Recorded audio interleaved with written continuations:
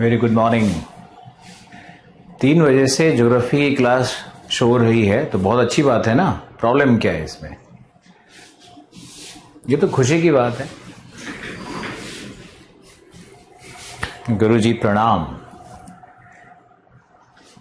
एक ही स्टूडेंट ने इतना लिखा है, इतने लोगों ने लिखा? साहिल, कृप्ति, शंभू, आशीष, दीपक, प्रतिभा, अवधेश, धर्मेंद्र, कौशल, प्रीति, जितेंद्र, अभिषेक, हेमंत, किशन, ईशानी, शैलेश, विकास, गोपाल, हरि, धर्मेंद्र, अच्युला, शिवा, शुभम, मिनीत, देवेंद्र, शिल्पी, अजय, हेमंत। बाप रे, हम पढ़ नहीं पाएंगे इतना फास्ट। विशाखा, कुछ लोगों का नाम छूट जाए अजय तो माफ कर देना। Prashant, Pushpendra, Nimit, Saurabh, all of you very good morning. Basant, Rohit, Sanjay, Vikas, oops, Umendra, उमद्र, क्या है? मिनीत क्या होता है यार? ऐसा नाम कोई सुना नहीं। ऋषभ, विकास, अमित, सिंपू, अंकुश,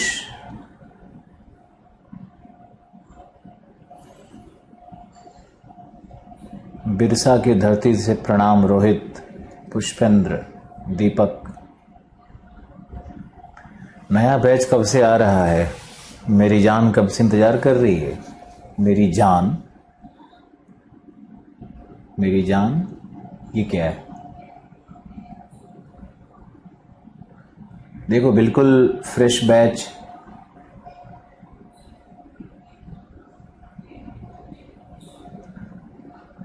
अभी आज से भी ज्वाइन कर सकती है। आज से हम क्लाइमेटोलॉजी पढ़ाएंगे तो फ्रेश बैच तो हो ही सकता है।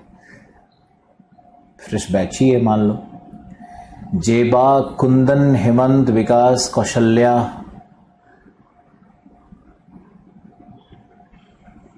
MP special. अरे अभी तो सारे स्पेशल वाले टीचर कोरोना लिए बैठे हैं। कब्बू, रविशंकर, शुभम,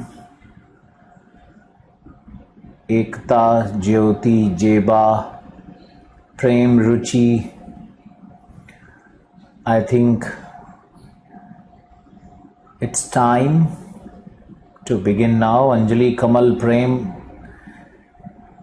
निमित, निर्णित है सर। अच्छा, नाम तुम्हारा निर्णित है। ओके ओके, निर्णित है। ओके। नीलू, कमल, कौशल्या। कोरोना वायरस तीसरे स्टेज में। सनत, प्रदीप,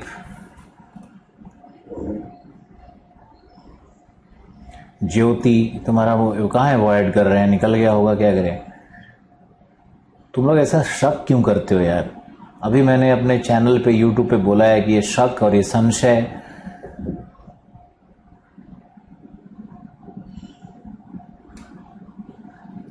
अभी मैप बताया अच्छे से बनाने लगा। गुड। कुछ शशि, इसीलिए तो कई बार हम कुछ कुछ क्लासेस को लाइव कर देते हैं यूट्यूब पे, ताकि जीएस वाले बच्चे भी देख लें, कोई देख ले। मीरा, सौरभ, कृष्णा,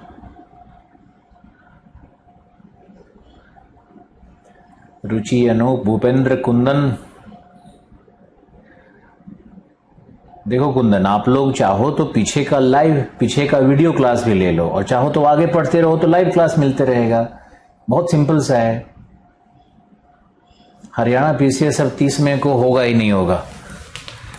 कोई भी स्टेट एग्जामिनेशन तो मुझे नहीं लगता है कि अब 30 मई वाला संभव ही है, क्योंकि भारत में कोरोना का जो प्रकोप चल रहा है, हमारे सोसाइटी में कम से कम 100 फ्लैट्स, 1/3 सोसाइटी का जो फ्लैट्स है कोरोना प्रभावित है।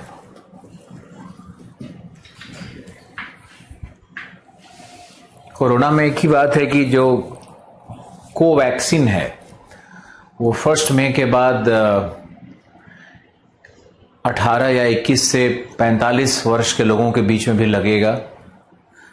हम भी लगवाएंगे, आप लोग भी लगवा लेना, समझ गए? क्योंकि कोवैक्सीन का असर अच्छा खासा है। दो तरह का वैक्सीन का असर होता है। एक होता है एसिम्प्टोमेटिक। एसिम्प्टोमेटिक का मतलब हुआ कि कोरोना का इन्फेक्शन बॉडी को लगा भी तो उसका कोई सिम्टम नहीं आया, वो अपने आप खत्म हो गया हमारे बॉडी से। एक तो ये हो गया। दूसरा होता है सिम्प्टोमेटिक। तो अगर मान लो 100 लोग ले रहे हैं कोवैक्सीन को, तो उसमें से 78 से 80 लोगों को एसिम्प्टोमेटिक इन्फेक्शन हो रहा है, मतलब उसको पता ही नहीं चलेगा कि हुआ भी, कोरोना वहीं वैसे ही खत्म। 80%, 78% लोगों को। और बाकी जो 22% लोग हैं उनको सिम्टम्स आएगा, वो खांसेंगे, हो सकता है कि उनको थोड़ा प्रॉब्लम भी हो, थोड़ा नाक वाक से पानी आ जाए, पेट में थोड़ा सा दर्द हो जाए, लूज मोशन हो जाए, नया सिम्टम्स है ये सब, लेकिन होगा कुछ नहीं। इसलिए भारत के वैज्ञानिकों की तारीफ में 2 शब्द हर इंसान को कहना चाहिए, जैसे विश्व कह रहा है, जैसे WHO भारत के वैक्सीन को पूरी दुनिया में बांट रहा है। पाकिस्तान को भी 2 करोड़ वैक्सीन हमने दिया मानवता के नाम पर, छोड़ देना चाहिए था मरने के लिए, लेकिन नहीं, भारत भारत है। हम लोग तो हुमायूं को भी संरक्षण दे देते हैं, भले ही हमारा वंश खत्म हो जाए। हम लोग तो मुगलों को भी संरक्षण देकर के अपना गला कटवाने वाले हैं। हम लोग तो मोहम्मद गोरी को पकड़ के मार के भी छोड़ देते हैं, जाओ माफ किया। बाकी दुनिया ने क्या किया वो छोड़ो, लेकिन कम से कम हमारे वैज्ञानिकों की तारीफ की जानी चाहिए। और जो लोग राजनीति कर रहे हैं, वैक्सीन के ऊपर भी राजनीति कर रहे हैं, ये बहुत हृदय विदारक है। अब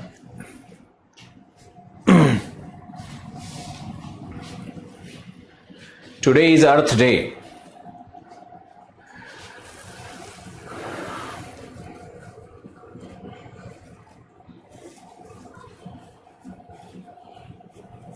ये देखिए, कुछ लोग संशय में हैं कि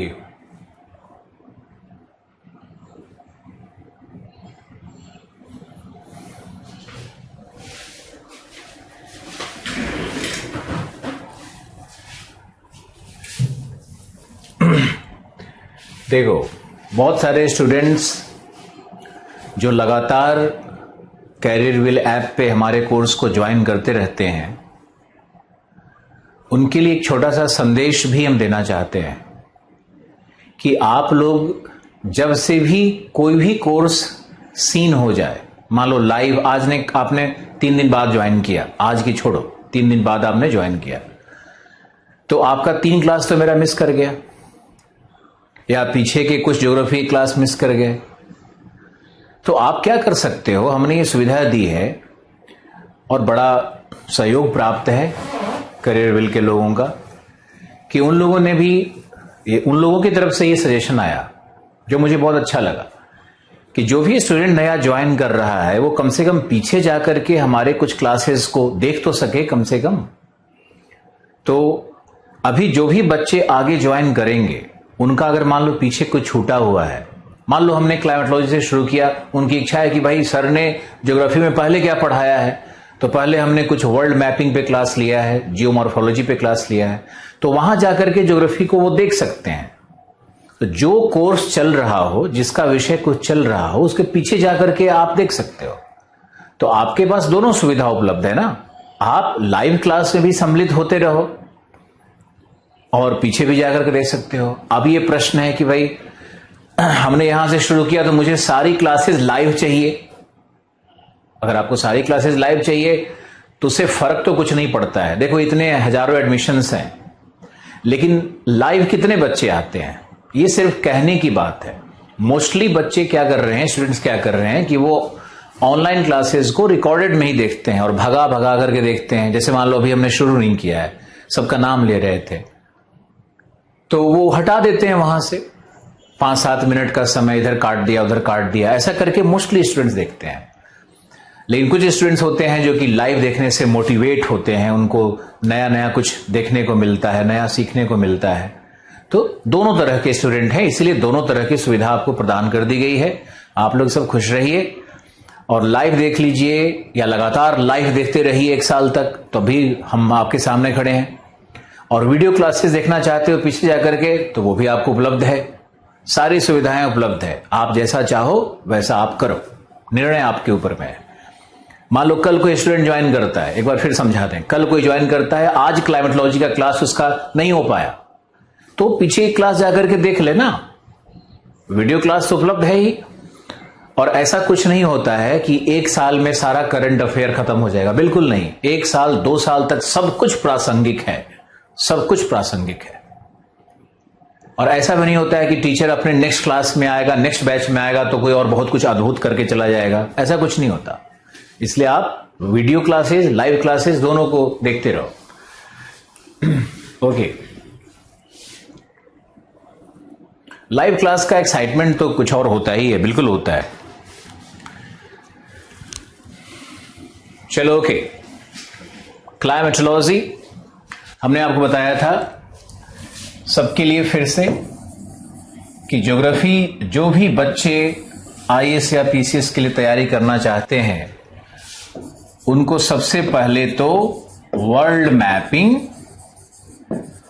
और वर्ल्ड मैपिंग के साथ रिसोर्स, संसाधन, विश्व के संसाधन और विश्व के उद्योग प्लस जियो स्ट्रैटेजिक लोकेशंस, इन 3 चीजों का ध्यान रखना होता है। भू रणनीतिक अवस्थितियां, जैसे मान लो सर क्रीक है, तो सर क्रीक क्या है? सर क्रीक एक भू रणनीतिक अवस्थिति है। क्यूराइल द्वीप समूह है, तो क्यूराइल जापान और रसिया के बीच में कॉन्फ्रंटेशन है। साउथ चाइना सी का लोकेशन है। अभी देखो फिलीपींस भी कूद पड़ा है, फिलीपींस कह रहा है कि हम जंग करेंगे, खूनी जंग होगी चीन के साथ। तो साउथ चाइना सी को देखना और वहां के भू राजनीति को समझने के लिए साउथ चाइना सी में कौन से रिसोर्स हैं और क्यों पावर स्ट्रगल का, शक्ति संघर्ष का केंद्र क्यों बना हुआ है, यह समझने के लिए तो पहले आपको ज्योग्राफी में जाना ही होगा। कथा कहानी से नहीं काम चलता है। इसलिए सबसे पहले तो स्टूडेंट को ज्योग्राफी सीखने के लिए वर्ल्ड मैपिंग, रिसोर्स इंडस्ट्री और लोकेशंस, जियो स्ट्रैटेजिक, भू राजनैतिक, भू रणनीतिक लोकेशंस को पढ़ना होता है। फिर हम लोग आते हैं फिजिकल ज्योग्राफी में, और फिजिकल ज्योग्राफी को 4 पार्ट में बांट देते हैं। पहला हो जाता है भू आकृति विज्ञान। भू आकृति का मतलब स्थलाकृतियों का अध्ययन, भूपर्पटी का अध्ययन, जिसमें हमने आपको पृथ्वी की आंतरिक संरचना के विषय में, महाद्वीपीय विस्थापन सिद्धांत के विषय में, संवहनीय धारा सिद्धांत के विषय में, हॉट प्लूम्स के विषय में आपको पढ़ाया है ना, सी फ्लोर स्प्रेडिंग पढ़ाया है। जो मुख्य परीक्षा में सबसे माने हुए विषय हैं उनको मैंने पढ़ाया। प्लेट टेक्टोनिक थ्योरी पढ़ाया। तो ये जो सबसे माने हुए विषय थे इसको मैंने आपको पढ़ाया। मुख्य परीक्षा की पूरी तैयारी उधर करवाई गया। अब भू आकृति विज्ञान में कुछ ऐसे विषय होते हैं जो पीटी के लिए होते हैं, मेंस के लिए नहीं होते हैं। तो आज जो 3 बजे वाला क्लास है, जो हम 1 घंटे का लेंगे, या 1 सवा घंटा, 1.5 घंटा, जो भी मुझे लगे, छोटा लेंगे। रोज 4-4, 5-5 क्लास लेना पड़ रहा है यार। तो वो जो हम क्लास लेंगे उस क्लास में पीटी के लिए गाइडेंस देंगे आपको। पीटी स्पेशल क्लास है वो, जो कि पीसीएम वाले बैचों को भी आवश्यक है, और जो पीटी एक्सक्लूसिव बैच वाले बच्चे हैं उनको भी आवश्यक है। तो वो 3 बजे का मेरा आज का प्रोग्राम है, उसमें जरूर सब लोगों को आना है। तो जियोमॉर्फोलॉजी हो गया, फिर है क्लाइमेटोलॉजी, जलवायु विज्ञान, फिर है ओशनोग्राफी, समुद्र विज्ञान, फिर है ओशनोग्राफी के बाद बायो इन्वायरमेंटल ज्योग्राफी। अब बायो इन्वायरमेंटल में आपका बहुत डिमांड था कि आलोक सर आप भी पढ़ाइए, तो हमने ये सोचा कि साइंस एंड टेक वाला जो पार्ट है वो आशीर्वाद सर को दे देंगे, क्योंकि वो पढ़ाते रहे हैं पिछले 10 साल से, और जो ज्योग्राफिकल पार्ट है उसको हम पढ़ा देंगे। तो ये 2 टीचर का जब संगम होगा, और साइंस के पर्सपेक्टिव से भी अगर आप पढ़ोगे और भूगोल के पर्सपेक्टिव से भी आप पढ़ोगे, तो दोनों को पढ़ने के बाद आपको बहुत मजा आएगा। और तब आपके सारे प्रश्न सॉल्व होंगे। तो ये हमारी नई स्ट्रैटेजी है जिसमें इन्वायरमेंट से चूंकि बहुत प्रश्न आते हैं, तो ये बहुत सारे प्रश्नों का समाधान दिया जाएगा। कैसे? मेरे द्वारा भी और आशीर्वाद सर के द्वारा भी दिया जाएगा। ओके, धन्यवाद। और geomorphology, climatology, oceanography, bio environmental geography, ये 4 सेक्शन में फिजिकल पढ़ाएंगे। उसके बाद आपका होगा इंडियन ज्योग्राफी, इंडिया का ज्योग्राफी, जिसको फिर डिवाइड करेंगे। पहला सेक्शन क्या होता है? मैपिंग का। दूसरा सेक्शन हम लोग लेंगे मैपिंग के बाद इंडिया के फिजिकल ज्योग्राफी का, यानी फिजियोग्राफी का। इसी में आएगा मॉनसून, हिमालय, प्रायद्वीप की संरचना, इंडो गैंजेटिक प्लेन, सब इसी में आता है। तीसरा फिर आएगा इंडिया का ह्यूमन ज्योग्राफी, और चौथा आएगा इकोनॉमिक ज्योग्राफी। और इकोनॉमिक ज्योग्राफी में ही आ जाता है तुम्हारा एग्रीकल्चर, रिसोर्स, इंडस्ट्री, ये सब इसमें आ जाता है। और फिर इंडिया का एक और सेक्शन हो सकता है जिसको हम लोग कहेंगे बायो एनवायरमेंटल। तो इसी में आ जाता है बहुत सारा नेचुरल डिजास्टर या डिजास्टर मैनेजमेंट, नेचुरल डिजास्टर का ये सेक्शन आ जाएगा।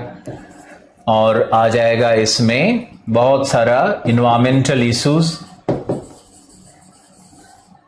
बहुत सारा इन्वायरमेंटल इश्यूज इसमें आ जाएगा।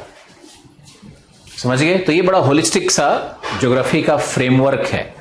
और कोई भी स्टूडेंट अगर इस फ्रेम में पढ़ता है, जैसे हम लोगों ने ऐसे ही पढ़ा है, हम लोगों ने ये सेक्शन कर लिया, हम लोगों ने ये सेक्शन कर लिया, हम लोगों ने ये सेक्शन भी कर लिया। अब आप देखो, तो जो रिमेनिंग सिलेबस है, मुझे जो भी टाइम लगे, 30 दिन लगे, 40 दिन लगे, 50 दिन, हम तो आनंद में पढ़ाते हैं। हमारे ऊपर तो कोई प्रेशर क्रिएट कर नहीं सकता है। चाहे तुम लाख SMS लिखते रहो, हम अपने मनमौजी हैं, अपने ढंग से पढ़ाएंगे। लेकिन हमारा बस एक स्टैंड ऑलवेज रहता है। हमारे मेंस वाले, ऑप्शन वाले सब जानते हैं कि आलोक रंजन जो पढ़ाएगा आएगा उसी से, और ये बात सब जानता है और खुलेआम जानता है। और ये बात दावा ठोक के हम इसलिए कहते हैं क्योंकि मेरा अपना मेहनत, मेरा अपना आत्मविश्वास, हमारा अपना अनुभव, उसको आपके साथ शेयर करते रहते हैं। ओके, तो ये हमारा पूरा ज्योग्राफी का फ्रेम है। तुम लोगों में से जितने लोगों ने इस फ्रेम को नहीं समझा था वो आज समझो और देखो कि ज्योग्राफी को कैसे पढ़ना है। ऑलराइट, अब हम लोग चलते हैं। मेरा मन तो था अब हम लोग चलते हैं ओशनोग्राफी पे। ऐसा करते हैं, आज ओशनोग्राफी शुरू करते हैं। बड़ा ही सरल है, बहुत ही रोचक है, बहुत ही ज्यादा इसका रोल है। क्योंकि मैंने जब मेंस का प्रश्न उठा करके देखा IAS में, तो ओशनोग्राफी से ज्यादा प्रश्न आए हुए थे। पीटी के प्रश्नों में भी जब घुस करके देखे तो ओशनोग्राफी से ज्यादा प्रश्न आए हुए थे। अब पीटी में क्या होता है कि पीटी में ज्योग्राफी के प्रश्न जो आते हैं बायो इन्वायरमेंटल सेक्शन से, या आते हैं इकोनॉमिक ज्योग्राफी से, या आ जाते हैं डेमोग्राफी से, जनसंख्या भूगोल से, या ह्यूमन ज्योग्राफी से आते हैं, तो उसको लोग आजकल कोचिंग वाले क्या कर रहे हैं कि ये ज्योग्राफी का नहीं है, ये तो अर्थशास्त्र का है भाई। बायो इन्वायरमेंटल वाले को अलग से इन्वायरमेंट का बता देता है। और ज्योग्राफी में क्या करता है कि अगर मैपिंग हो, फिजिकल हो, मैपिंग और फिजिकल, बस इसी दोनों को ज्योग्राफी मानता है और इसी दोनों से ज्योग्राफी काउंट करके बता देता है कि ज्योग्राफी से भैया 12 प्रश्न आए, 10 प्रश्न आए। लेकिन ऐसा नहीं रहता है। टोटल ज्योग्राफी, इन्वायरमेंट और इकोनॉमिक्स वाला जो पार्ट है उससे मिला करके कम से कम 30 से 40 क्वेश्चंस आने का टेंडेंसी है पीटी में। तो पीटी को अगर स्ट्रांग करना है तो ज्योग्राफी तो स्ट्रांग होनी चाहिए। जिस व्यक्ति का हिस्ट्री, ज्योग्राफी ये दोनों स्ट्रांग होगा वो पीटी में फेल कर ही नहीं सकता है, ये तुम मान के चलो। ये एक ट्रेडिशनल लाइन है, लेकिन दोनों का नेचर क्या है? हिस्ट्री, ज्योग्राफी बेवफा, हमारे सीनियर कहते थे बेवफा ही बेवफा, रात को पढ़िए दिन को सफा। सबसे बड़ी समस्या क्या है? भूलने का। तो बहुत सारा जो एफर्ट होता है ना स्टूडेंट का, वो हिस्ट्री और ज्योग्राफी पे उसको लगाना पड़ता है। क्या करोगे? ऐसा ही कुछ है। तो हिस्ट्री और ज्योग्राफी पे पूरा दम लगाइए। और जो इंडियन पॉलिटी है वो तो हर स्टूडेंट लगभग बराबर जानता है, सिंपल सा है। और बड़ा अच्छा पढ़ाया भी मंजेश जी ने सिंप्लीफाई करके उसको, तो उसमें तो कोई समस्या आनी नहीं है। इकोनॉमिक्स का क्लास चल रहा है, अब R Kumar sir next week से सही हो जाएंगे। स्टूडियोज खुलने चाहिए ना दिल्ली में कम से कम क्लासेस के लिए। जिनका होम स्टूडियो नहीं है वो कैसे क्लास ले पाएंगे।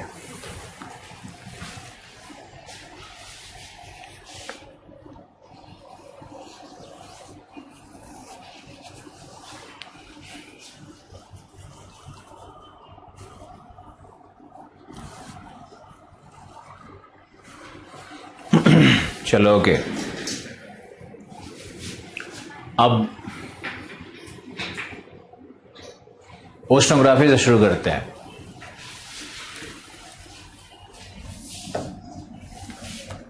जियोमॉर्फोलॉजी करवा दिया है, ओशनोग्राफी शुरू कर रहे हैं।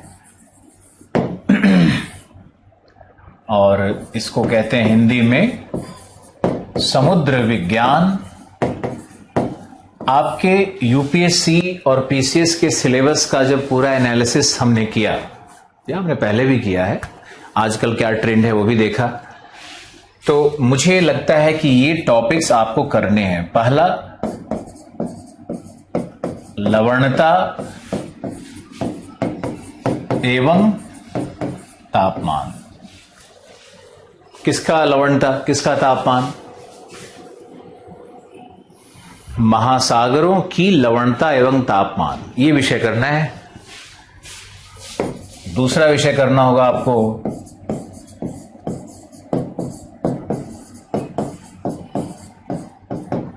समुद्री धाराएं। तीसरा आपको करना होगा ज्वार, ज्वार एवं तरंग भी कर लेते हैं ना, तरंग छोटा सा करेंगे लेकिन करेंगे जरूर, ज्वार और तरंग। फिर करना होगा समुद्री संसाधन। तो भाई साहब इससे बड़े प्रश्न आने की संभावनाएं बन रही है आजकल। और फिर समुद्र के पारिस्थितिक तंत्र में प्रवेश करना पड़ता है। तो यहां पे जाओगे तो सबसे पहले तो मिलेगा फिशिंग बेल्ट्स। फिशिंग बेल्ट्स से बहुत सारे क्वेश्चंस आते हैं। और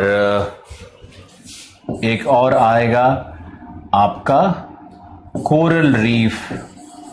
कोरल रीफ से भी संबंधित प्रश्न आते हैं। अब ये जो पार्ट है ना, समुद्री संसाधन, फिशिंग बेल्ट, कोरल रीफ, ये एक्चुअली पर्यावरण भूगोल का भाग हो जाता है।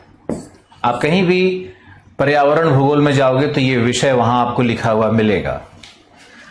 अब इसी में एक और ऐड कर देंगे मैरीन पॉल्यूशन। मैरीन पॉल्यूशन है ना। और एक ऐड कर देंगे समुद्र तल में परिवर्तन, सी लेवल चेंज। तो अब आप देखो कि जो DEFGH पर्यावरण में कौन कौन आ गया, D प्लस E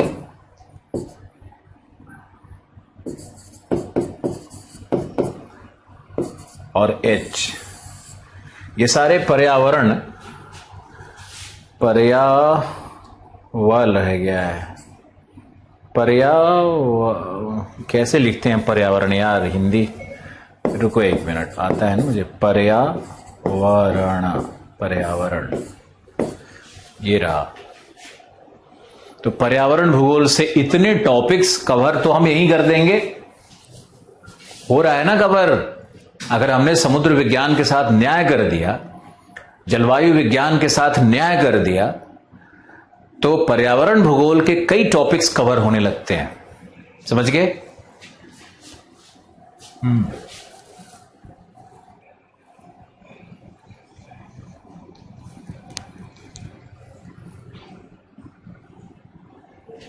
कौन सा क्लास कट करके आया था, कुछ क्लास के विषय में लिखो उसको।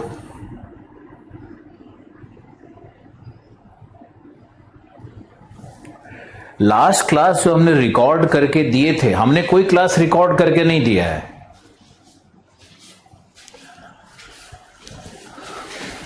हमने कोई क्लास रिकॉर्ड करके नहीं दिया है। हमारी सारी क्लासेस लाइव हुई हैं। आज तक अपने पूरे जीवन में मैंने कोई क्लास रिकॉर्डिंग नहीं की है, जो है लाइव है।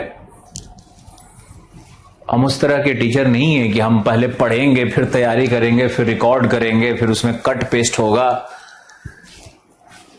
जो है सामने है। रिकॉर्ड दिया आपने? नहीं, बिल्कुल नहीं।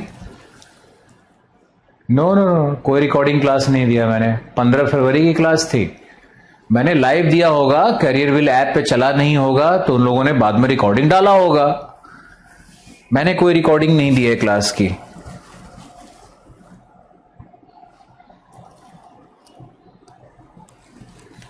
हाँ, ये ऐसा कुछ हुआ था कि मैंने लाइव क्लास लिया था, लेकिन वो बाद में रिकॉर्डिंग की तरह हो गया था। अच्छा, उस दिन कुछ प्रॉब्लम था, कुछ सर्वर का प्रॉब्लम था, तो मैंने क्लास ले लिया और मैंने कहा कि चलो ये क्लास रिकॉर्डेड दे देना। हाँ, ऐसा एक हुआ था। सही बात है, सही बात है, लेकिन मैंने क्लास लाइव ही लिया था। खैर ठीक है, आप भी सही, हम भी सही। चलो अब आप लिखो, लिखो लवणता क्या है, महासागरीय लवणता क्या है। तो पहले तो आपको हम सिंपल विषय से शुरू कर रहे हैं, लवणता क्या है। फिर महासागर का इसमें एक टॉपिक ये रह गया है, आई भी है, इसको बोलते हैं बॉटम रिलीफ।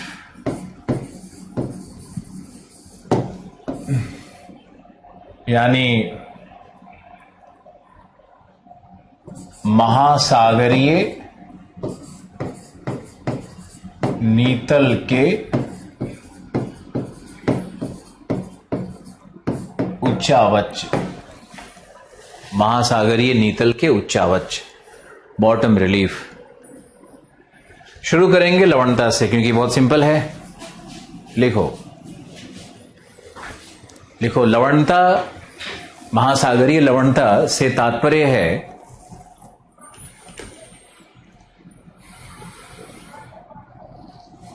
अरे एनसीईआरटी 11 पार्ट 1 पढ़ो ना, physical geography class 11 part 1।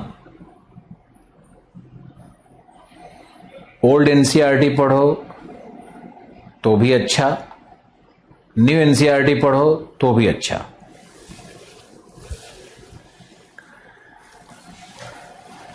Ocean bottom relief में ओशियन का डिवीजन हो जाएगा, आप चिंता ना करें।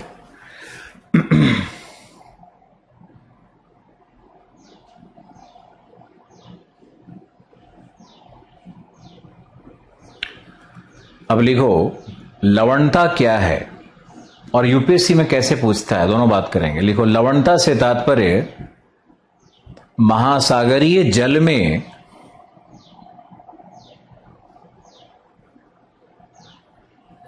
घुलित महासागरीय जल में घुलित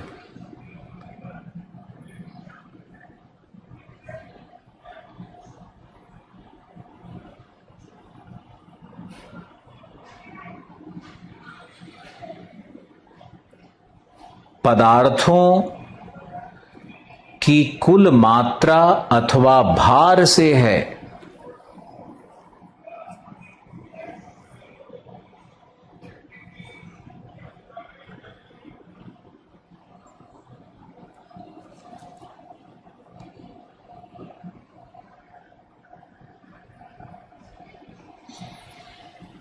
कुल मात्रा अथवा भार से है, जिसे ग्राम प्रति हजार,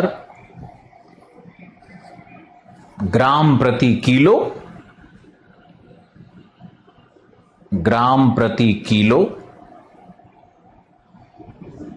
अथवा भाग प्रति हजार के रूप में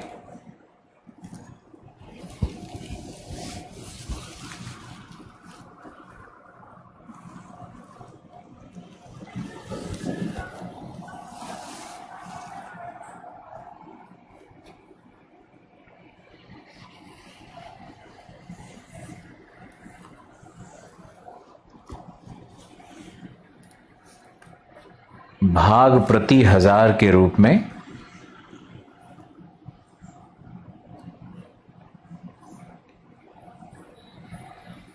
प्राप्त होता है।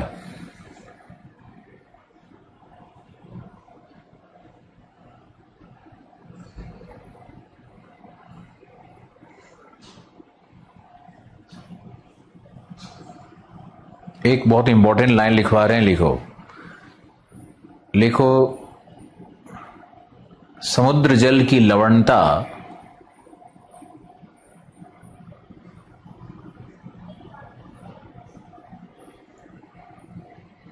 क्लोरीन के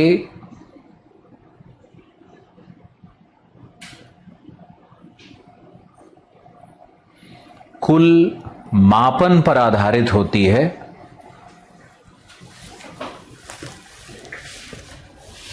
जिसका फॉर्मूला है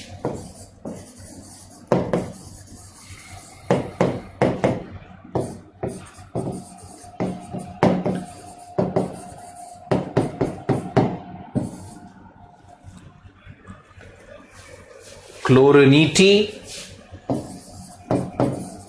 of the given sample of water, sea water into 1.8। Salinity ऐसे निकालते हैं। प्लीज समझो, आईएएस बनना चाहते हो थोड़ा कष्ट उठाना पड़ता है। अगर आपको हम समझा दें कि समुद्र में लवणों की घुली हुई मात्रा को लवणता कहते हैं, तो ये आईएएस बनने का लक्षण नहीं है।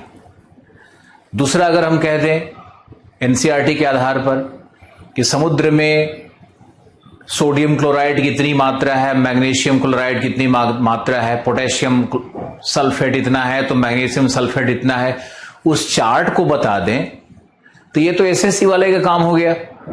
इसमें आईएएस वाले का क्या काम? ये हम नहीं बताने वाले सोडियम क्लोराइड कितना है और मैग्नीशियम सल्फेट कितना है, ये मेरा काम नहीं है। ये तो एनसीईआरटी में लिखा ही है। हम आपको जो बता रहे हैं उसको देखिए। सबसे पहले तो हमने परिभाषा में क्या लिखवाया कि ठोस पदार्थों या पदार्थों की घुली हुई मात्रा, यानी लवणों की मात्रा नहीं, कोई भी ठोस पदार्थ जो घुला हुआ है वो समुद्र की लवणता है।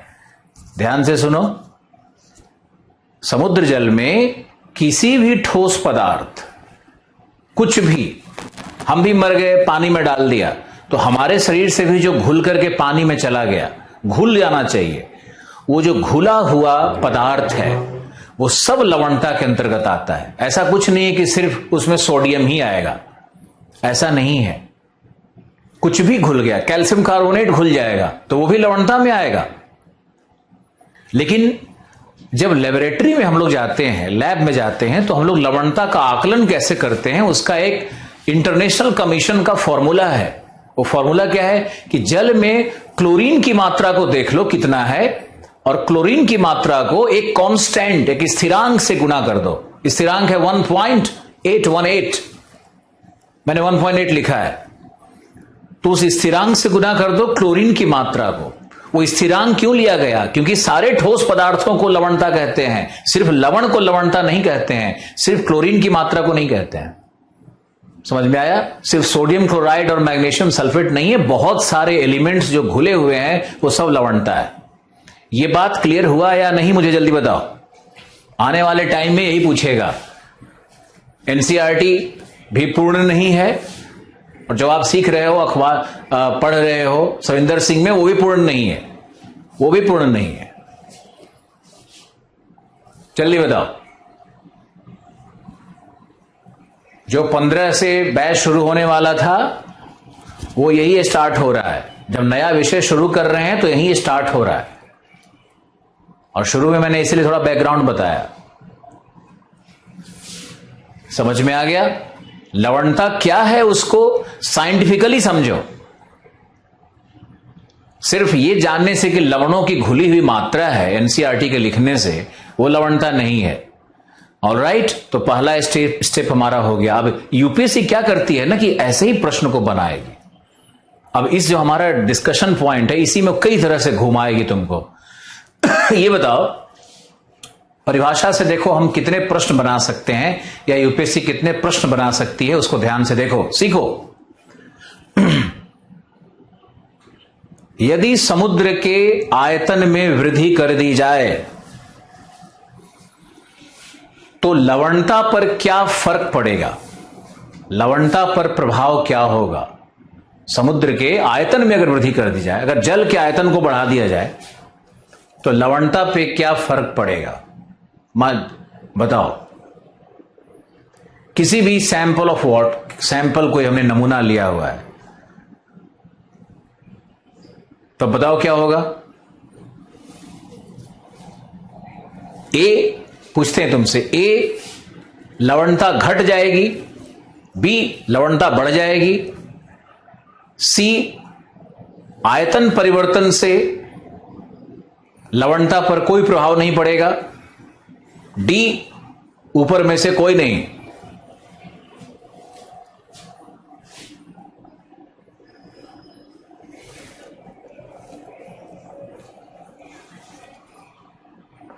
सिर्फ एक स्टूडेंट है जिसने सी उत्तर दिया है। सी किसने दिया? उसका नाम चला गया जल्दी से। सी कई लोग दे रहे हैं, प्रेम दे रहा है। इसका उत्तर सी है, नालायक, नालायकों, बहुवचन में प्रयोग करना पड़ेगा। निठल्लों नहीं बोलेंगे क्योंकि तुम लोग पढ़ रहे हो, इसलिए निठल्ले नहीं हो, नालायक हो सकते हो। तो नालायकों, देखो इसका उत्तर सी है।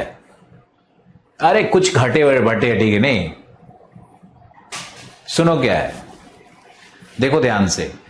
लवणता भार है, वेट अपॉन वेट है। लवणता का हम लोग कैसे मापन कर रहे हैं?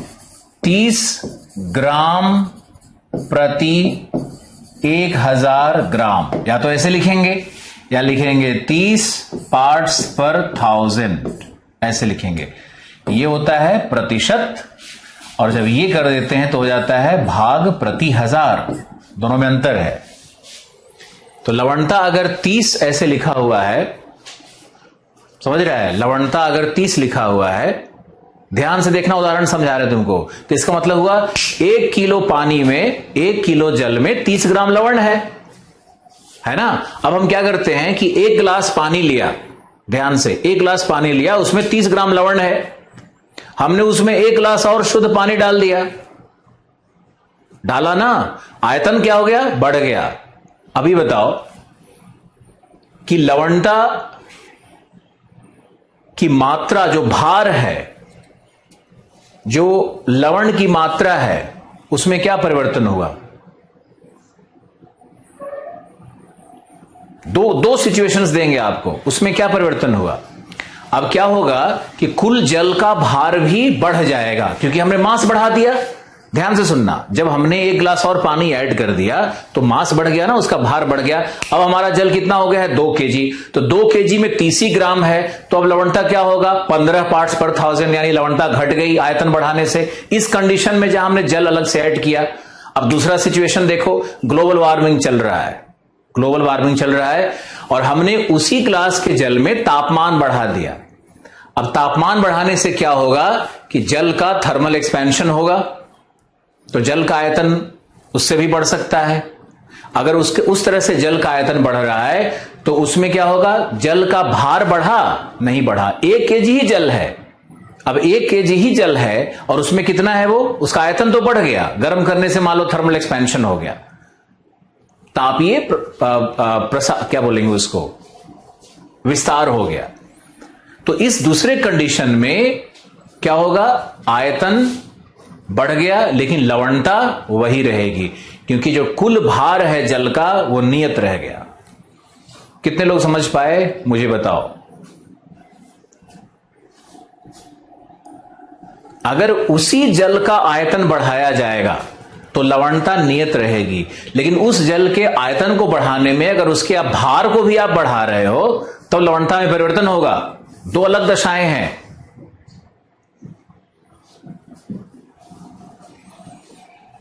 दो अलग दशाएं हैं। 1 गिलास जल में तापमान बढ़ा के उसका आयतन बढ़ा दिया, लवणता कांस्टेंट रहेगी। एक गिलास जल में और पानी डाल दिया, और पानी अगर स्वच्छ डाल दिया, और पानी अगर स्वच्छ डाल दिया तो लवणता घट जाएगी, और पानी उतनी ही लवणता का डालोगे तो लवणता फिर नियत रह जाएगी। Understood sir, thank you. अब एक का आ गया नहीं समझ में आया तो तुम दोबारा वीडियो देख लेना। 500 लोगों का आया, समझ गया। अब आइए चलते हैं दूसरे विश्लेषण में। अब लिखिए लवणता को प्रभावित करने वाले कारक। लवणता को प्रभावित करने वाले कारक। तो सबसे पहला है सूर्यातप एवं वाष्पीकरण, फटाफट लिखो। दूसरा है वर्षण, तीसरा है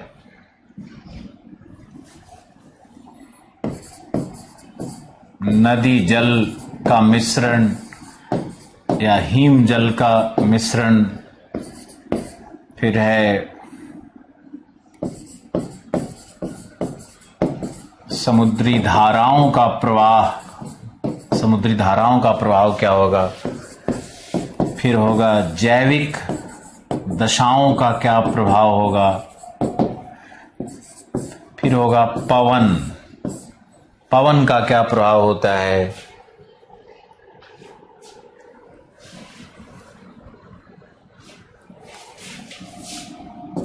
फिर है वायुमंडलीय दाब का क्या प्रभाव होता है। ये सब विश्लेषण कर लेते हैं, है ना, छोड़ते नहीं है कुछ भी।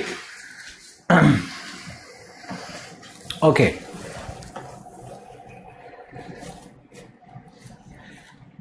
अगर वेट में चेंज होगा तो सैलिनिटी बदलेगा, और अगर वॉल्यूम में चेंज होगा, सिर्फ वॉल्यूम में चेंज होगा और वेट मास वही रहेगा तो सैलिनिटी कांस्टेंट होगा। बिल्कुल सही समझे हो।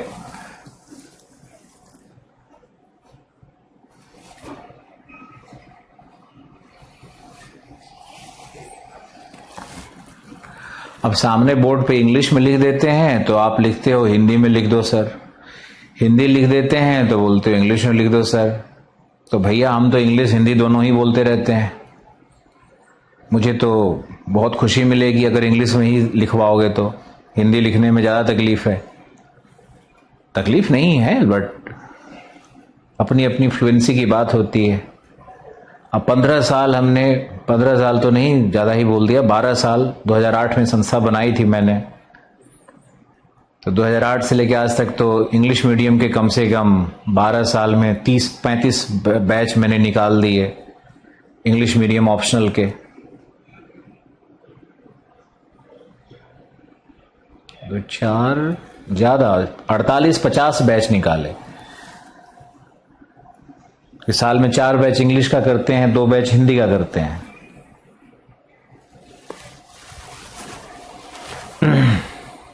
चलो ओके, अब लिखो। पहला है प्रभावित करने वाले कारक में सूर्यातप, इंसोलेशन। अब आप बताइए, इंसोलेशन अगर ज्यादा होगा, इंसोलेशन ज्यादा होगा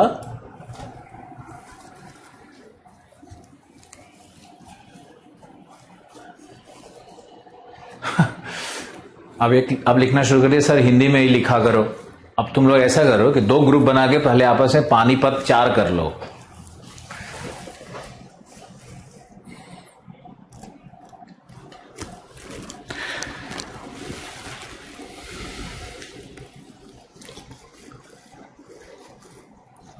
चलोगे, लिखो। पहला है सूर्यातप और वाष्पीकरण। मुझे कुछ नहीं लिखवाना, कॉमन सेंसिकल है, सरल है। सूर्यातप की मात्रा ज्यादा होगी, वाष्पीकरण ज्यादा होगा, फ्रेश वाटर का लॉस ज्यादा होगा, तो लवणता वहां बढ़ जाएगी। समझे या नहीं? वाष्पीकरण में फ्रेश वाटर का तो लॉस हो गया, तो जो लवण है, घुले हुए लवण है, उसका कंसंट्रेशन बढ़ जाएगा। अगर हम लोग 1 गिलास लवणीय जल को गर्म करके आधा गिलास कर देंगे तो फ्रेश वाटर निकल जाएगा, और जो आधा गिलास बचा हुआ है उसमें लवणता बढ़ जाएगी। बहुत सिंपल सा है। दूसरे पॉइंट में आइए। नदी जल और हिमजल दोनों स्वच्छ जल है। नदी जल और हिमजल दोनों ही क्या है? स्वच्छ जल है। जहां भी नदी जल और हिमजल प्राप्त होता है महासागर के जिस भाग में भी, वहां लवणता घट जाएगी। क्यों घटेगी? उसका एक उदाहरण है। 1 गिलास नमकीन पानी रखे रहो, उसमें 1 गिलास स्वच्छ जल डाल दो तो लवणता घट जाएगी। कोई कष्ट नहीं होना चाहिए, बहुत ही सिंपल चीजें हैं। इसको हम लोग कहते हैं डाइल्यूशन इफेक्ट, तनुता प्रभाव। लिखते भी जाइए कि नदियां हिमजल तनुता प्रभाव उत्पन्न करती हैं, स्वच्छ जल का एडिशन करती हैं, जिससे लवणता घट जाती है। नदियों के मुहाने पर लवणता कम प्राप्त होती है।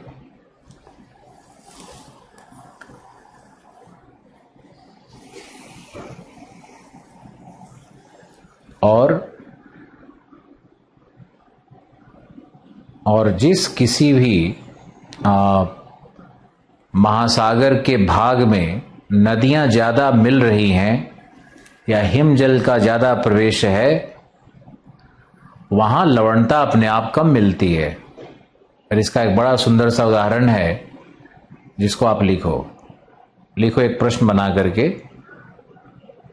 मुख्य परीक्षा में भी पूछ सकता है, कहीं भी पूछ सकता है। आप प्रश्न लिखो अरब सागर की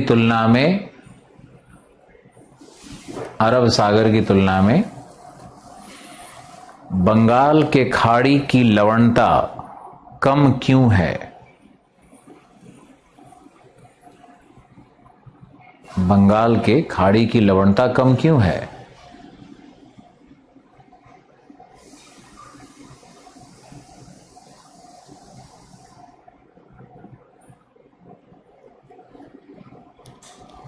इसका बड़ा ही सिंपल सा उत्तर है।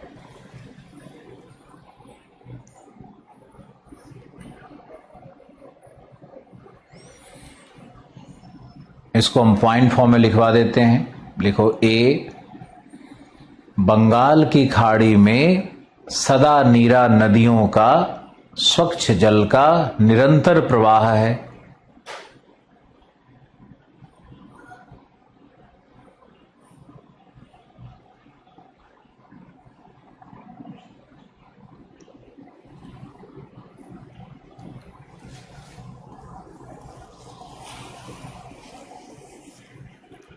बंगाल की खाड़ी में सदा नीरा नदियों का स्वच्छ जल का प्रवाह है, जिससे तनुता प्रभाव उत्पन्न होता है, जो लवणता को कम कर देती है। तनुता प्रभाव उत्पन्न हो जाता है, लवणता कम हो जाती है बंगाल की खाड़ी में। उदाहरण लिख सकते हो, म्यांमार में इरावदी नदी है, गंगा ब्रह्मपुत्र नदी है, सुवर्ण रेखा, महानदी, अभी तो मैपिंग करवाया था, बैतरणी, कुछ याद भी है? ब्राह्मणी और बैतरणी महानदी, फिर कृष्णा, गोदावरी, कावेरी, वैगई, नदियों से पूरा बे ऑफ बंगाल। दूसरी तरफ अरब सागर की खाड़ी में नदियां बहुत ही कम है। इंडस है, एक सिंधु नदी है, नर्मदा, तापी है, छोटी नदियां हैं कुछ। दूसरा पॉइंट लिखिए।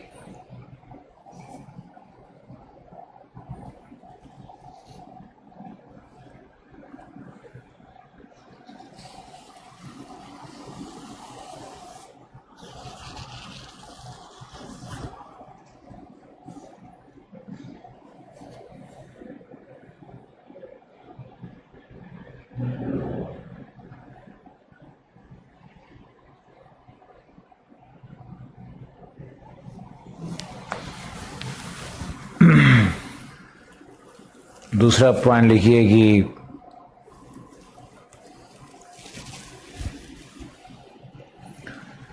मॉनसूनी वर्षा बंगाल की खाड़ी में, मॉनसूनी वर्षा, मॉनसून में आपको बताएंगे, लिख लो, मॉनसूनी वर्षा बंगाल की खाड़ी में 300 सेंटीमीटर तक प्राप्त होती है,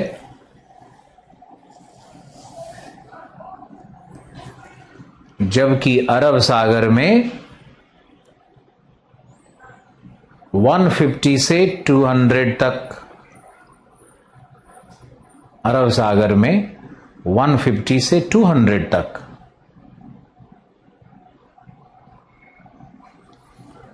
तीसरा कारण, नंबर तभी आएगा जब आप मुख्य कारणों को ऐसे लिखोगे। तीसरा कारक, एग्जामिनर को भी लगेगा कि कितना एक्यूरेट लिख रहा है ये लड़का। तीसरा कारक, अरब सागर में जल का तापमान उच्च है, तापमान उच्च है, तथा यह शुष्क जलवायु,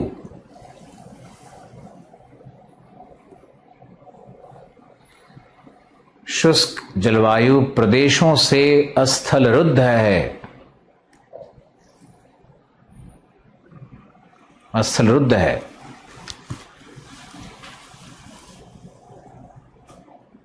अतः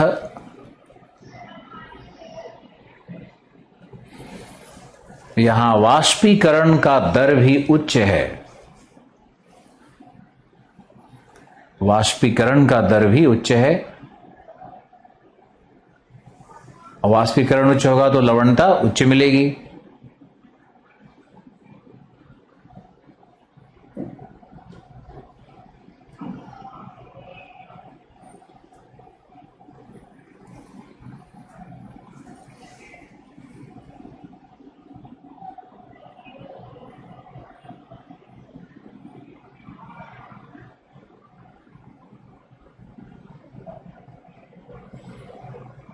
इकोनॉमिक्स वाले टीचर को की तबीयत खराब है, दिल्ली बंद है, होम स्टूडियो नहीं है उनके पास, इसलिए आर कुमार सर की क्लासें रुकी हुई है। हर आदमी आता है, यही सब पूछते रहता है।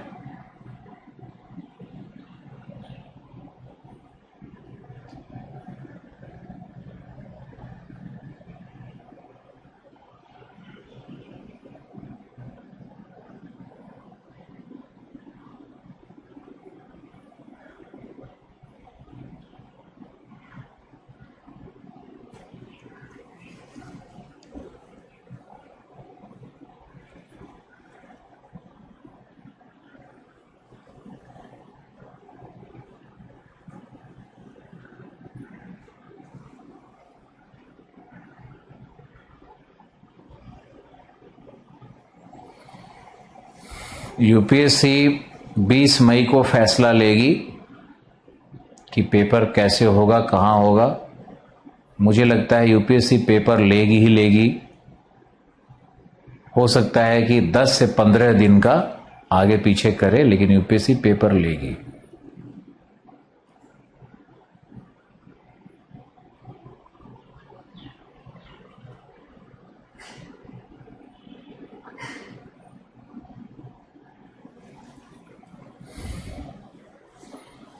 चलो, कितने मूर्ख स्टूडेंट हैं इस बैच में, दिल से बोला हूं मूर्ख। इतना अच्छा विषय पढ़ा रहे हैं, गहराई में जा रहे हैं, आंसर राइटिंग करवा रहे हैं, और ये लोग लिख रहे हैं कि इकोनॉमिक्स का क्लास कब होगा। भाई, हमसे आंख भी बंद नहीं किया जाता है ना। मुझे इसीलिए कई बार हिंदी मीडियम के बैचेस से बड़ी नाराजगी सी होने लगती है कि इतना भी कॉमन सेंस नहीं है कि कब क्या पूछना चाहिए, बस टाइप करके भेज दिए। हमको टीचर मत बनाओ ना, फिर इंफॉर्मेशन ब्यूरो बना लो।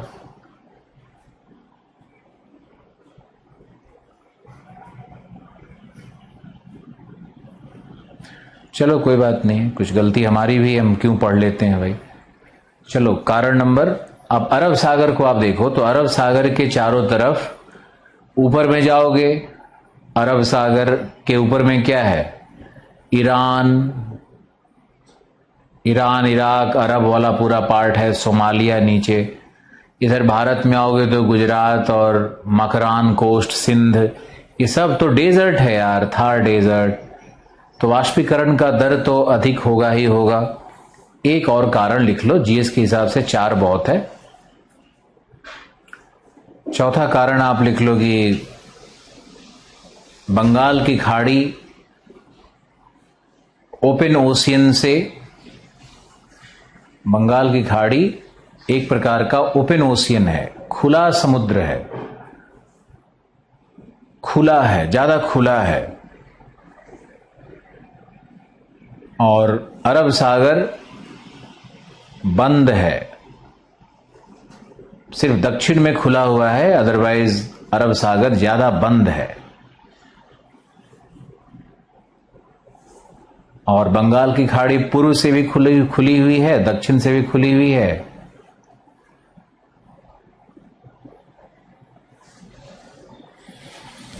तो जो आंशिक बंद सागर होते हैं उनकी लवणता अधिक होती है।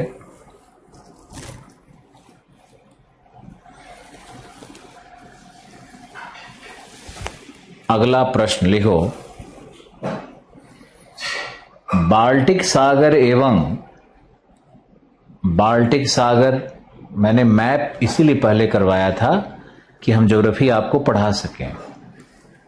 तो लिखिए, बाल्टिक सागर एवं नॉर्थ सागर, उत्तरी सागर, नॉर्थ सी, दोनों एक ही अक्षांश एवं अवस्थिति पर हैं।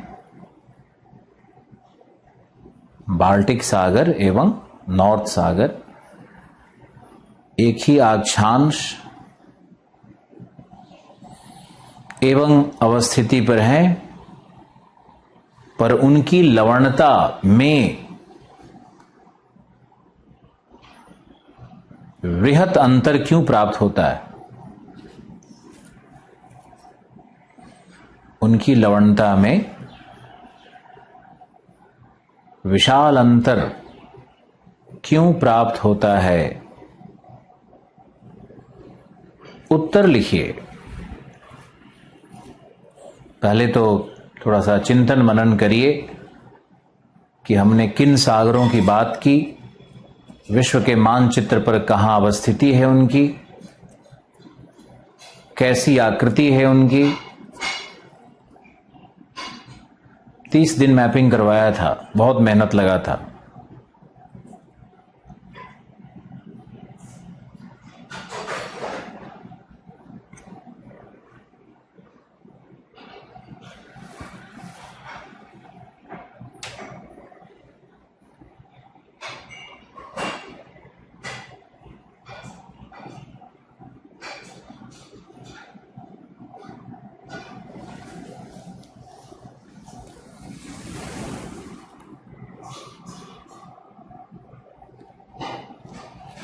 उत्तर लिखिए। लिखो, बाल्टिक सागर की लवणता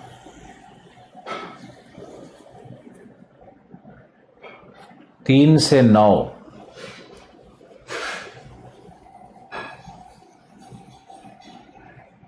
3 ग्राम प्रति किलो से 9 ग्राम प्रति किलो या भाग प्रति 1000 है।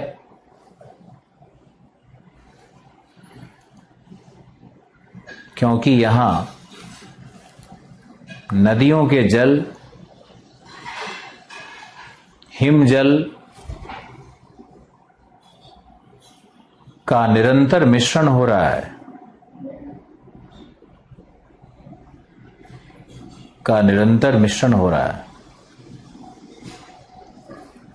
जबकि उत्तरी सागर में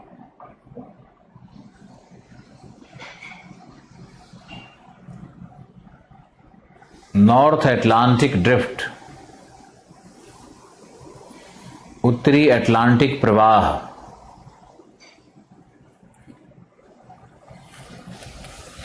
जैसी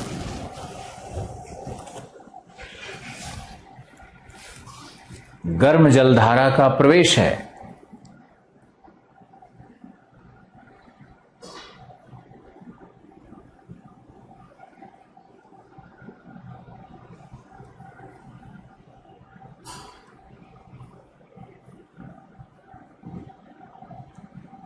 जैसी गर्म जलधारा का प्रवेश है, अतः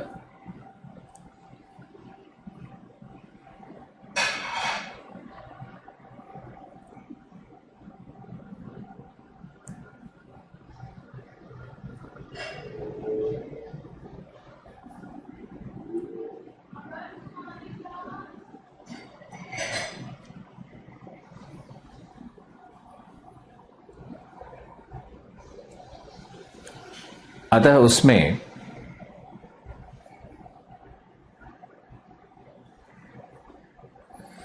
लवणता की मात्रा उच्च हो जाती है,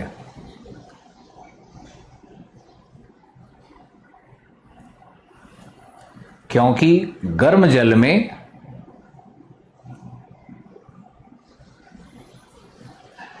लवणों की घोलन क्षमता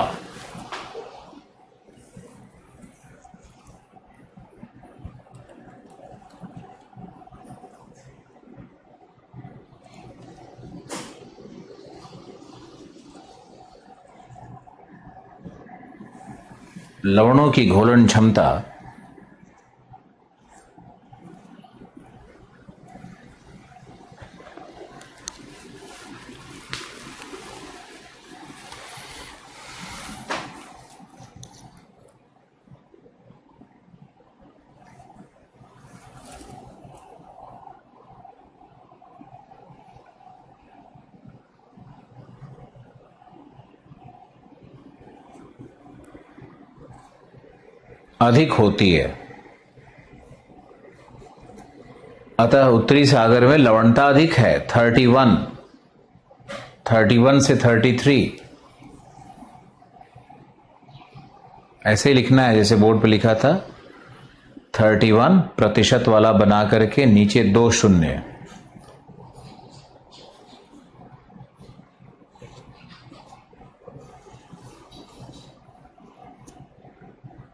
अब लिख दो नीचे में, दुनिया में सबसे कम लवणता हडसन की खाड़ी में है।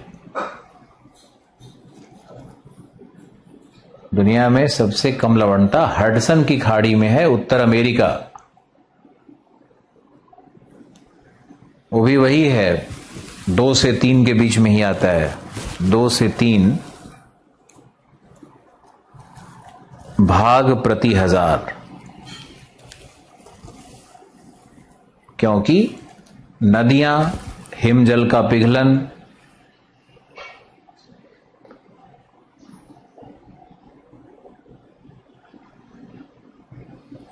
नदियां एवं हिमजल का पिघलन। अब एक स्टूडेंट ने एक प्रश्न लिखा है जो कि मुझे बहुत उचित लग रहा है, क्योंकि ये हमारे टॉपिक से संबंधित है। इसका कहना है कि नदियां जब चट्टानों से निकलती है तो चट्टानों के खनिज को घोलती हैं, तो उसमें लवणता उच्च होनी चाहिए। बिल्कुल सही है। नदियां उन चट्टानों को घोलती है तो नदी जल में 60% कैल्शियम की मात्रा होती है, 60% कैल्शियम की मात्रा होती है। लेकिन आपको याद रखना है कि ये लगभग पूरा का पूरा कैल्शियम जैसे ही समुद्र में जाएगा तो जो वहां के जीव होते हैं ना, माइक्रोस्कोपिक जो एल्गी होते हैं, जीव होते हैं जो अपने चारों तरफ कवच निर्माण करते हैं, वैसे जीव होते हैं, जैसे प्रवाल भित्तियां होती है, प्लैंकटॉन्स होते हैं, तो ये कैल्शियम का कंजम्पशन कर लेते हैं। तो नदी जल में जो भी कैल्शियम की मात्रा घुली हुई है, खनिज घुला हुआ है, वो समुद्री जीव उसको कंजम्पशन उसका कर लेते हैं। ये इसका बिल्कुल सही उत्तर है। प्रश्न पूछने के लिए बहुत बहुत धन्यवाद। अरे भैया, जेपीएससी कुछ अलग से है क्या जो पूछ रहे हो? क्या जेपीएससी में ये नहीं पढ़ना है? जेपीएससी रहे, बीपीएससी रहे, कोई पीसीएस रहे भारत का, उसमें लवणता पर प्रश्न तो पूछा ही जाएगा। ये तो पूछेगा ना जेपीएससी में कि सबसे अधिक लवणता कहां है, सबसे कम लवणता कहां है, लवणता क्या है, समुद्र का लवणता क्या होता है, बाल्टिक सागर की लवणता कितनी है, सब पूछा जाएगा। पढ़ते रहिए, भजन कम गाइए। जेपीएससी और बीपीएससी और हरियाणा पीसीएस, वो भजन से बाहर निकलिए। स्टूडेंट ऑफ ज्योग्राफी बनिए, स्टूडेंट ऑफ पॉलिटी बनिए, स्टूडेंट ऑफ इकोनॉमिक्स बनिए, अपने आप सब चीजें ठीक हो जाएंगी।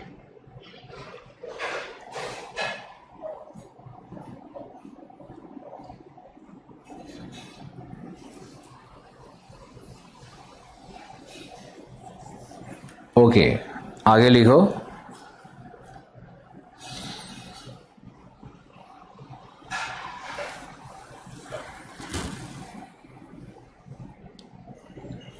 अब लिखो अगला कारक जो मैंने लिखा है क्या क्या है।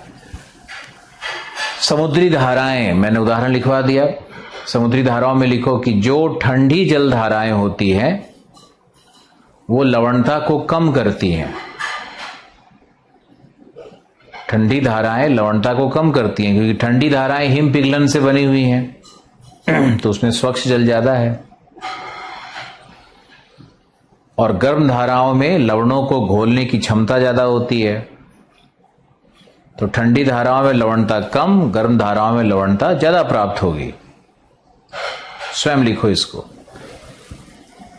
कोल्ड करेंट्स में low salinity, warm current higher salinity. जैविक दशाओं में, जैविक दशा का मतलब होता है कि समुद्र का वह भाग जहां पर एल्गी, मत्स्यन क्षेत्र, कोरल रीफ का क्षेत्र, इस तरह का कोई न कोई जैविक दशाएं हो। तो याद रखना है, जहां भी जैविक दशाएं होंगी वहां का सापेक्षिक तापमान और लवणता दोनों ही उच्च हो जाता है। सिंपल सा फॉर्मूला है। जैविक दशाएं जहां भी होंगी वहां समुद्र जल का तापमान सापेक्षिक रूप से आसपास के समुद्र की तुलना में तापमान भी अधिक, लवणता भी अधिक। क्यों होगा, हम एक उदाहरण से समझाते हैं। मान लो एक स्विमिंग पूल है तो स्विमिंग पूल में कोई नहीं नहा रहा है। अब स्विमिंग पूल में मान लो कि 100 लोग घुस गए तो पानी ठंडा ही रहेगा या गर्म होगा? वो जो मेटाबॉलिक रेट है बॉडी का, या बहुत सारे जो जीव होते हैं वो अपने बॉडी से चूना का उत्सर्जन करते हैं, उत्सर्जक पदार्थ भी होते हैं उनके पास, उससे भी लवणता में अंतर आता है। जीव मर रहे हैं, मरने के बाद उनका बॉडी डिकम्पोज होगा, वो भी पानी में घुलेगा ही घुलेगा। तो जहां भी जैविक दशाएं होती है वहां पे लवणता तापमान सामान्य से ऊंचा हो जाता है। फिर है पवन, बड़ा ही इंटरेस्टिंग है ये तो पवन वाला। देखो, जहां भी पवन नियत है, निरंतर है, घर्षण कर रहा है समुद्र के सतह से, वहां लवणता उच्च होगी। लवणता क्यों उच्च होगी? कारण क्या है उसका? सिंपल सा कारण है, छोटा सा कारण है कि पवन में जो काइनेटिक एनर्जी है उसके कारण जो घर्षण हो रहा है उससे ताप उत्पन्न होगा, वाष्पीकरण का दर बढ़ जाएगा। उदाहरण के लिए समझ लेते हैं कि जैसे मान लो कि कोई कपड़ा भीगा हुआ है तो भीगे हुए कपड़े को अगर हम पंखे के सामने रखेंगे तो पंखा सूखता है कि नहीं? कपड़ा सूखता है या नहीं? कपड़ा क्यों सूखेगा? क्योंकि बिल्कुल सही, वाष्पीकरण का दर बढ़ जाता है। तो आपको शायद आपने सुना होगा, गरजता 40, प्रचंड 50, चीखता 60। सुना है या नहीं?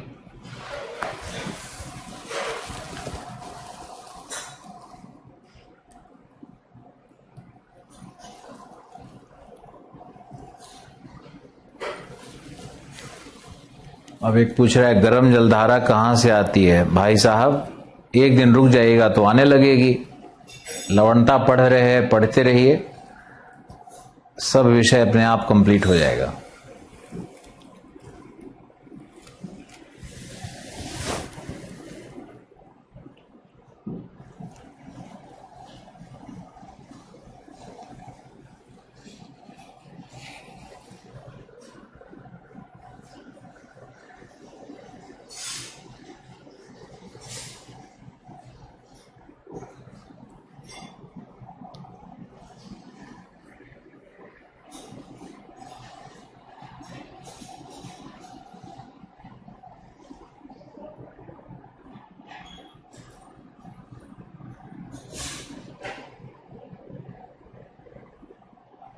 वीडियो को दोबारा देख लेना, सुन करके 5-6 बार देखते रहो खोल करके। नेक्स्ट आपको क्या करना है कि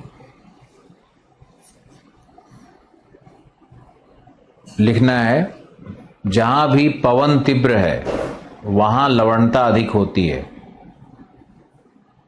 पवन के कारण वाष्पीकरण का दर बढ़ जाता है। इसका सबसे अच्छा उदाहरण है 40 डिग्री से 60 डिग्री दक्षिणी अक्षांश, जहां पछुआ पवन बहुत तीव्र है, जहां पछुआ पवन का नाम गरजता चालीसा वगैरह है। इसको अपने शब्द में लिख लो या हम लिखवा देते हैं कि 40 से 60 डिग्री दक्षिणी अक्षांश पर, 40 से 60 डिग्री दक्षिणी अक्षांशों पर पछुआ पवन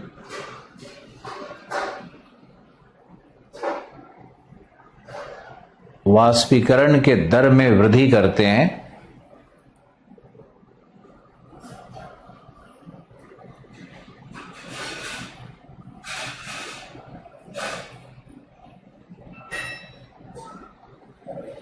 अतः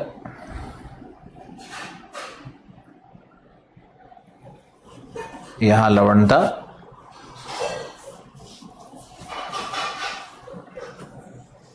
उत्तरी गोलार्ध की तुलना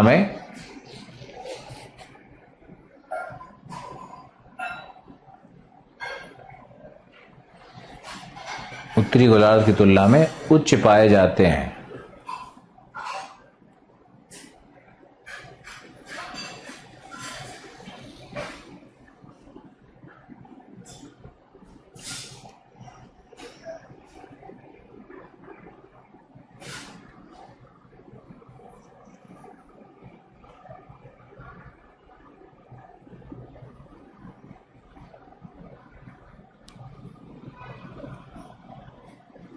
पवन की जो काइनेटिक एनर्जी है ना, उससे वाष्पीकरण होता है। पवन कोल्ड रहे तब भी अच्छा, कोल्ड पवन शुष्क होती है।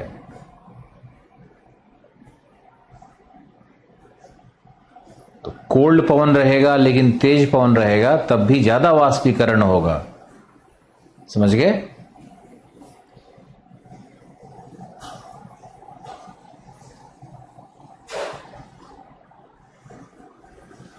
व्यापारिक पवन, पछुआ पवन क्या होता है यह समझ में आएगा जलवायु विज्ञान में। इसलिए अभी आप इतना मान के चलो कि पछुआ पवन से होती है। भौतिक भूगोल में ना मेरे प्रिय छात्रों, भौतिक भूगोल में बहुत लिंकेजेस है। पहले ये पढ़ाओगे तो लगेगा कि वो पढ़ लेना चाहिए था, ये पढ़ने पे लगता है वो पढ़ लेना चाहिए था। इसलिए शांति से पढ़ना चाहिए और एक बार फिर जाके सब रिवाइज करना चाहिए।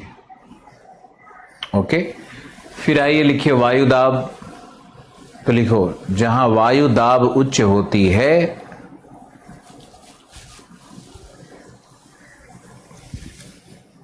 पृथ्वी पर, जहां भी वायु दाब उच्च है वहां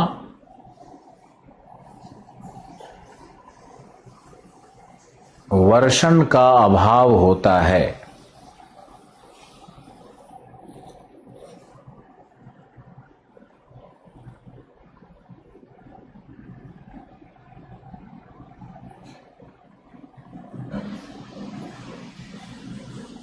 अतः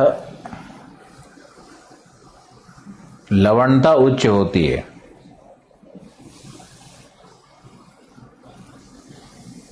जैसे 30 डिग्री, 25 से 30 डिग्री अक्षांश,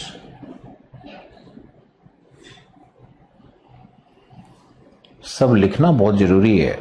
जैसे 25 से 30 डिग्री अक्षांश,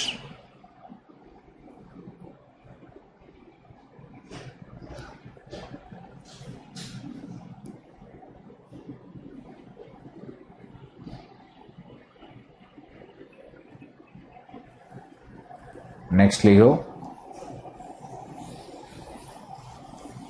जहां वायु दाब निम्न होती है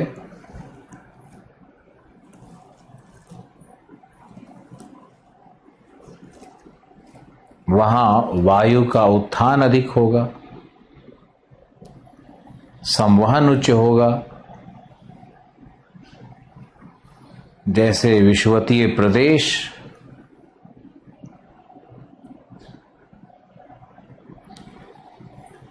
जैसे विषुवतीय प्रदेश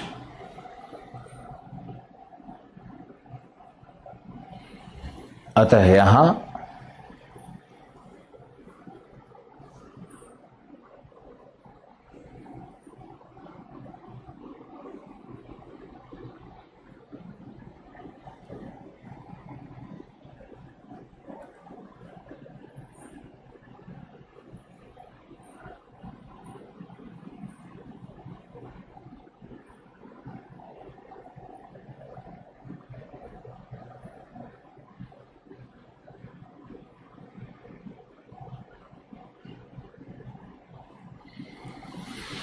विषुवतीय प्रदेश अतः यहां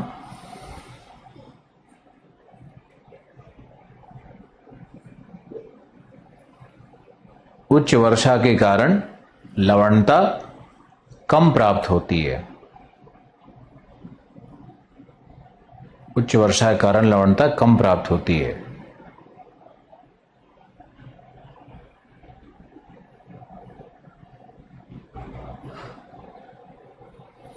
जो पवन समुद्र में चल रही है वो सेडिमेंट कहां से उठा के लाएगी मेरे भाई?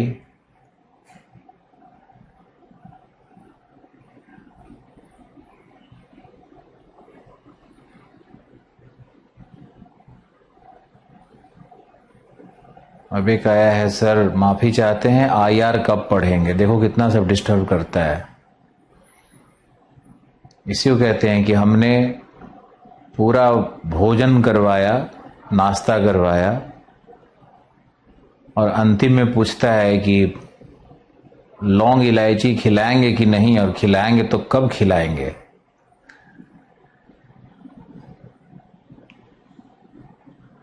मतलब पता नहीं क्या प्रॉब्लम है हिंदी के लड़कों को, मेरे कुछ समझ में नहीं आता है। क्यों पगलाए हुए हो यार?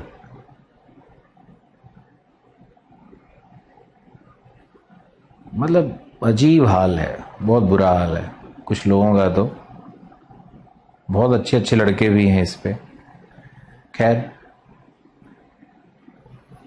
लैंड एरिया से उठा के लाएगी तो कितना दूर ले जाएगी?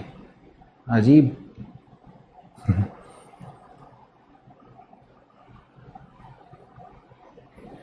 दक्षिणी महासागर में लैंड है? पहले इस मूर्ख से मुझे निपटने दो जो ये लगातार लिख रहा है। देखो ये कितना बड़ा मूर्ख है। मैंने बताया कि 40 डिग्री से 60 डिग्री दक्षिणी गोलार्ध में, इससे पूछो कि कहां लैंड है। अरे दक्षिणी गोलार्ध में 40 से 60 डिग्री के बीच में लैंड है? बाप रे बाप।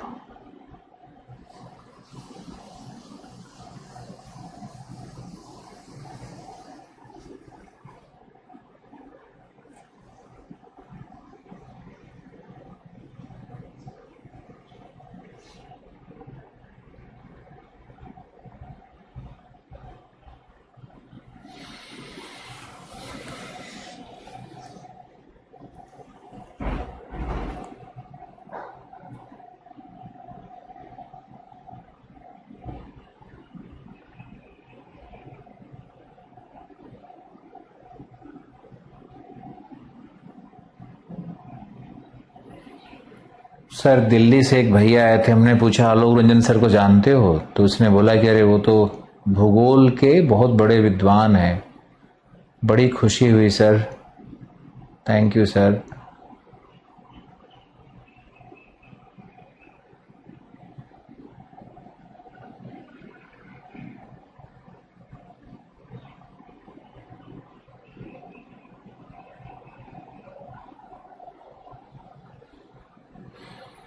एक तरफ तो कुछ लोग विद्वान भी कहते हैं, दूसरी तरफ तुम लोगों का ना प्यार का भी कोई सीमा नहीं है मेरे लिए, और तुम्हारी कुछ लोगों की मूर्खता की भी सीमा नहीं दिखती है, दोनों एंड पे दिखता है। चलो कोई नहीं, चलो आगे लिखो। तो हो गया हमारा वायुदाब। अब आप लिखिए लवणता का वितरण। लवणता का वितरण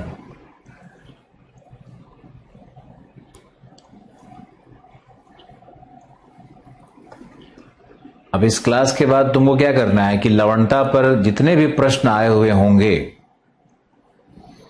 एक बार सॉल्व करके देखना। तो लिखो लवणता का वितरण।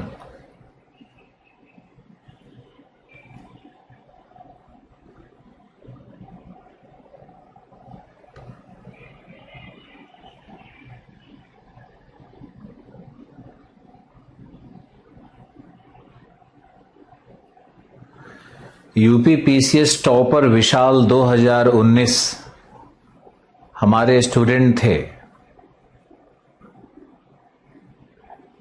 हमारा फोन नंबर किसी के पास नहीं रहता है, ना हम फोन उठाते हैं। विशाल ने जरूर कॉल किया होगा। और मेरी आदत है कि हम कभी अपना प्रचार नहीं करते। यूपी पीसीएस के टॉपर विशाल हमारे स्टूडेंट थे, आप उनके दोस्त हो तो आप जानते हो। लेकिन हमसे ये नहीं होगा कि हम पोस्टर लगवा करके और भारत में ढिंढोरा पिटवाएं, ये हमसे नहीं होगा। हरियाणा पीसीएस मोहित मेहराणा नहीं था क्या? मध्य प्रदेश रैंक 2 हमारी नहीं थी क्या? यूपी पीसीएस के इसके पीछे रैंक 9 रैंक 2 हमारे स्टूडेंट नहीं थे क्या? कितनों का नाम जपते रहें, मेरा काम नहीं है ये। चुपचाप पढ़ो, खुश रहो। हाँ, तुम्हारा दायित्व जरूर है, दायित्व जरूर है कि तुम अच्छे लड़कों को हमसे जोड़ो ताकि उनका भी भविष्य अच्छा रहे और हम भी इस प्रोफेशन में जीवित रहें। क्योंकि बाकी जो प्रचार माध्यम और वो माध्यम तो हमसे होगा नहीं। खैर छोड़ो।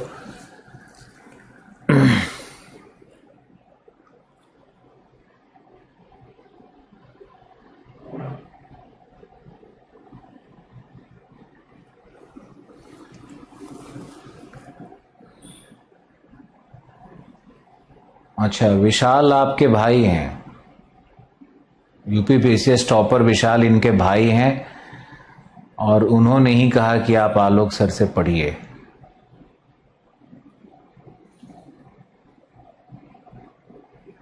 चलो, विशाल ही रिकमेंड करता है। अब रैंक 9 अरुण था, वो उसने खुद हमसे कहा कि सर मैंने 50 लड़कों को बोला है कि भविष्य मत खराब करो, सर से पढ़ो, सर के मार्गदर्शन में जाओ। अच्छा है, बढ़िया बात है।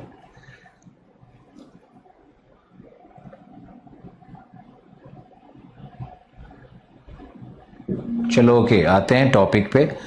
लवणता का वितरण।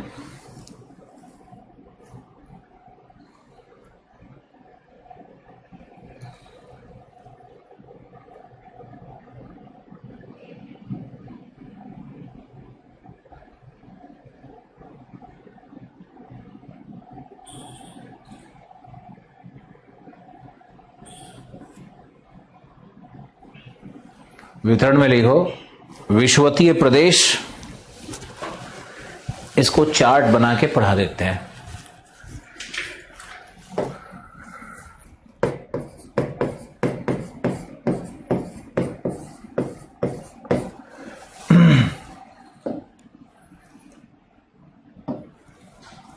विषुवतीय प्रदेश है ये। पहला विषुवतीय प्रदेश 15 डिग्री नॉर्थ से 10 डिग्री साउथ, इसमें लवणता होती है 34.5, जबकि महासागर की औसत लवणता है 35। कंफ्यूज मत करना, यह है average salinity of the ocean.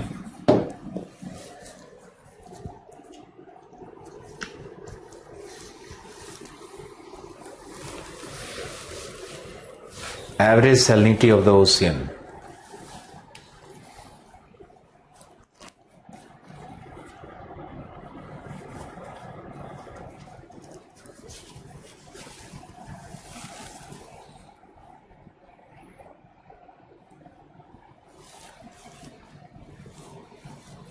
पंद्रह डिग्री नॉर्थ से 10 डिग्री साउथ। अब बताओ कारण क्या है इसके? कारण विषुवतीय प्रदेश है तो यहां पे क्या है? अति वर्षण और क्या है? निम्न दाब। जो अभी हमने आपको दाब के विषय में बताया, निम्न दाब है और अति वर्षा होती है, इसलिए सामान्य से लवणता कम मिलेगी विषुवतीय क्षेत्र में, याद रखना।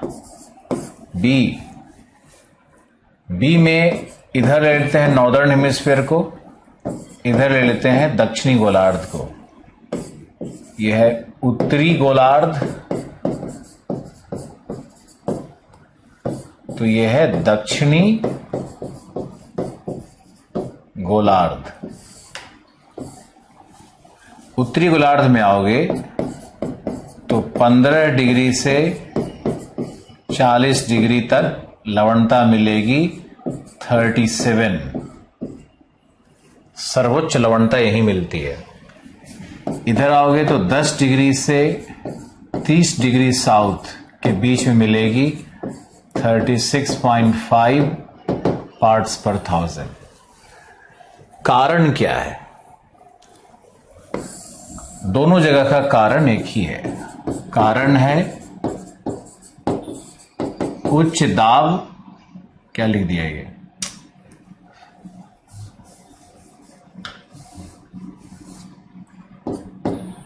उच्च दाब,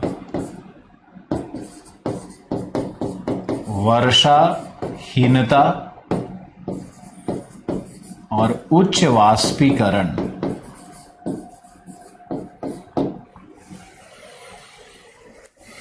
समझ गए? कारण है। अब यहां आइए तो 40 से 55 डिग्री नॉर्थ, यहां लवणता आपको मिलेगी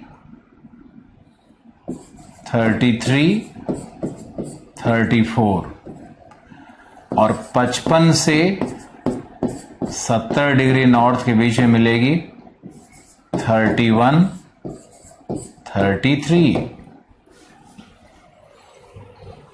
इधर आइए तो मिलेगी 30 से 40 डिग्री साउथ, 40 से 50 डिग्री साउथ, 50 से 60 डिग्री साउथ। साउदर्न हेमिस्फीयर का ही बात है ये। तो 30 से 40 के बीच में ये लवणता मिलेगी। यहां पे कितना था? यहां पे मिलेगी 35, 36। देखो इधर ज्यादा है, यहां पर 34, 35, फिर यहां पे 33, 34।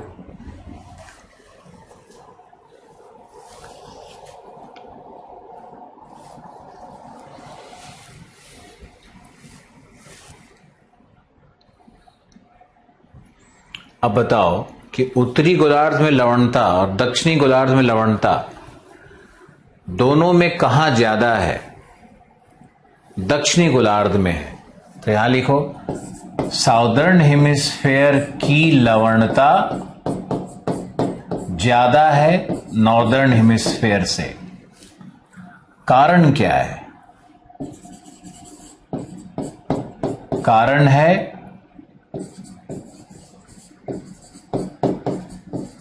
पछुआ पवन, अभी जो समझाया था, एवं वाष्पीकरण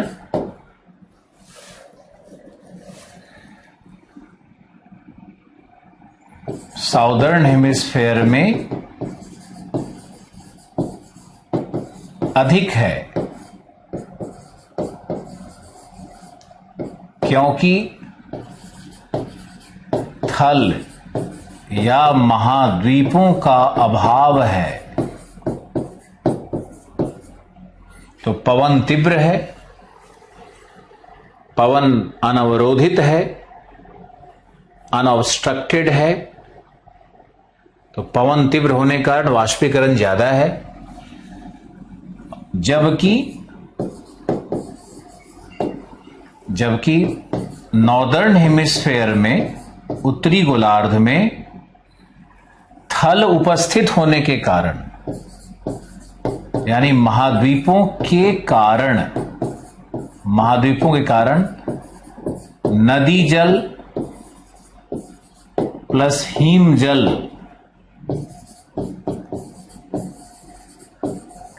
अत्यधिक प्राप्त होता है,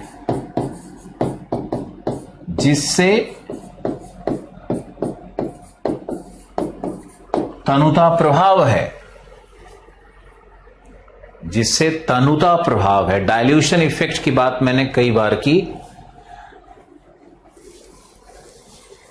अब ये चार्ट अगर आपको याद है तो दुनिया के किसी भी महासागर की लवणता पे आप बात कर सकते हो।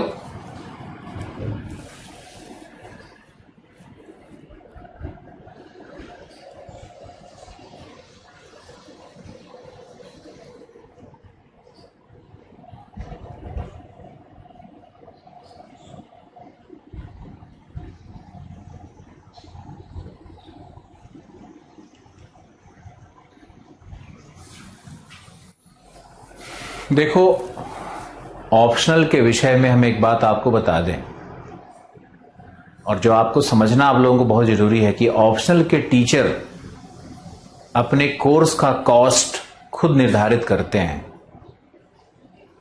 और ऑप्शनल में स्टूडेंट्स भी कम होते हैं। तो कोई भी टीचर सस्ते दाम पे अपना कोर्स नहीं देगा, कभी नहीं आएगा। दूसरा, कैरियर विल पे जो नया सर्वर बनाया गया है वो बहुत कॉस्टली है। इन लोगों ने करोड़ों रुपया खर्च किया है, हम भी उनके इस बात को बहुत अच्छे से समझते हैं। और ऑप्शनल के टीचर को लाना, उनका खर्च वहन करना, ये आर्थिक रूप से संभव नहीं है। आप इन बातों को समझो। उनका लाइव क्लास चलाया जाएगा, सर्वर का कॉस्ट बहुत हो जाएगा, और सर्वर का कॉस्ट अगर बहुत हो जाता है और कोर्स को कम दाम में रखा जाएगा, सरकार टैक्स लेती है, मटेरियल का कॉस्ट होता है, रिसर्च स्कॉलर्स काम करते हैं, लाइव टेलीकास्ट का कॉस्ट होता है। इसलिए ये इस तरह कोई संभावना नहीं है। हो सकता है कि ऑप्शनल में रिकॉर्डेड क्लासेस दिए जाएं, इस सेशन में हम कोशिश करेंगे लाने का, क्योंकि अगर 100 रुपया लगता है तो कम से कम 120 रुपया वापस आना चाहिए। टीचर जो खड़ा होकर के पढ़ा रहा है उसको तो 20 रुपया मिलना चाहिए। मान लो कि मुझे कुछ नहीं मिलना चाहिए, कोई बात नहीं है, मुझे नहीं भी मिलना चाहिए। करियर विल वाले राकेश जी भी कहेंगे मुझे भी कुछ नहीं चाहिए, वो भी सब ठीक है, वो भी नहीं लेंगे, हम भी नहीं लेंगे। लेकिन कम से कम जो टीचर का पेमेंट है वो तो जाना होगा ना। आप लोग बहुत एसएमएस लिखते हो ऑप्शनल को लेकर के, हमने प्रयास भी किया, संभव नहीं है। आगे सेशन में देखते हैं क्या हो सकता है।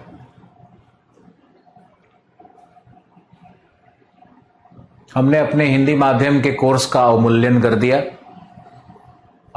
मेरा जो अपना ऐप है उस पर हमने अवमूल्यन किया है उसका। 45,000 फी था, 35,000 कर दिया है। 35,000 में गवर्नमेंट का टैक्स भी है, मटेरियल का और कुरियर चार्जेस भी होता है, इनकम टैक्स भी उस पर लगता है। तो आप लोगों को अगर ये लगता है कि आप ज़्यादा फी दे रहे हो तो बहुत गलत लगता है, बहुत ही गलत लगता है। एक आम ट्यूशन को पढ़ाने के बराबर भी अगर टीचर को नहीं मिलेगा तो गला खड़ा होकर के अपना गला क्यों फाड़ेगा? क्योंकि टीचर भी तो खाना खाता है, उसकी भी तो अपनी बहुत सारी जिम्मेदारियां होती है। कपड़ा पहनता है, उसको गाड़ी मेंटेन करना होता है, स्टूडियो मेंटेन करना होता है, स्टाफ मेंटेन करना होता है, रेंट देना होता है।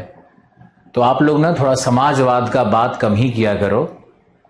और मुझे समाजवादी और भिखारी लोग बिल्कुल पसंद नहीं हैं। उठिए, ट्यूशन पढ़ाइए, कमाइए, कोर्स ज्वाइन करिए। नहीं, हमारी बातें बुरी होती है ना। हम तो उठे, मेहनत किए, धूप में जलाया, गोरे से काले हो गए,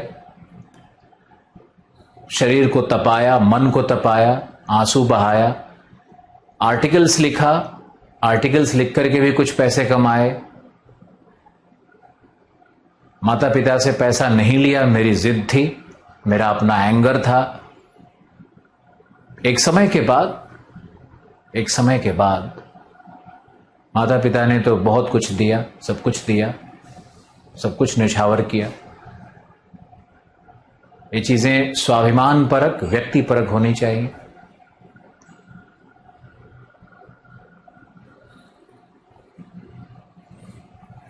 इसलिए सस्ते के चक्कर में और फ्री के चक्कर में पूरी जिंदगी का नाश कर लोगे तुम लोग और मिलेगा कुछ नहीं। हम जानते हैं ना इस तरह के लड़कों को। यहीं मुखर्जी नगर में रहते हैं तो हिंदी माध्यम में मान लो कि मेरे पास अगर 600 एडमिशन होता है, तुम बिलीव नहीं करोगे, 1000 बच्चे लौट जाते हैं, वो एडमिशन नहीं लेते हैं। क्यों? क्योंकि उसका फी 2-4 हजार कम नहीं किया गया हमारे यहां, और गाली देते हैं वो। ये हाल है, ये हमारी संस्कृति बन गई है। रेंट देंगे, वो मुखर्जी नगर में रहेंगे तो रेंट देंगे, यहां के लोकल लोगों को रेंट भरते रहेंगे। गर्लफ्रेंड बन जाएगी तो खर्च करते रहेंगे, लेकिन किताब खरीदने कह दो, नोट्स खरीदने कह दो तो बेचारे फोटोकॉपी करवाने लगेंगे। तो इस तरह के लिच्चड़ लोगों की जो फौज बन गई है ना, जिनको आदत बन गई है गरीबी के नाम पर रोने की, इन लोगों का कोई इलाज नहीं होता है। वो व्यक्ति ही क्या जिसमें स्वाभिमान ना हो, जिसमें सेल्फ रिस्पेक्ट ना हो। ऐसे लोग आईएएस ना बने तो अच्छा है। वो लोग भी ना बने जो मजबूरी का नाम ले करके रोते गाते रहते हैं जीवन में। वैसे लोग हैं ना इस दुनिया में जो कि बिना कोचिंग में क्लास किए भी आईएएस बन रहे हैं। तुम भी वो बनो। कोई आवश्यक नहीं है कि हर व्यक्ति कोचिंग ही करे। संघर्ष ज्यादा करना पड़ता है, मेहनत ज्यादा करना पड़ता है, कई किताबें पढ़ने पड़ती है। 2-3 साल 4 साल संघर्ष करो, अपने आप बनेगा। इसलिए हमारे आगे अगर ये सब लिखोगे ना समाजवादी भाषण, तो मुझे भी दूसरा वाला भाषण देने आता है। और हम ऐसे बच्चों को बिल्कुल, ऐसे स्टूडेंट्स को बिल्कुल नहीं अप्रिशिएट करते हैं।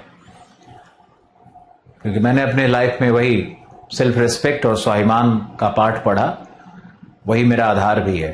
देख तो रहे हो कि स्टूडेंट लिख रहा है कि मैं भाई हूं, आपका स्टूडेंट टॉपर है, नाम बता रहा है, लेकिन आलोक रंजन को इससे कोई खुशी होती है, बस खुशी होती है।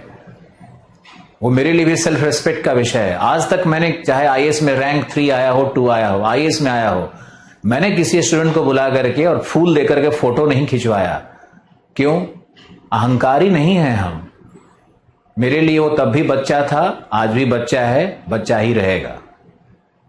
हम उसके तब भी टीचर थे, आज भी टीचर हैं और टीचर ही रहेंगे।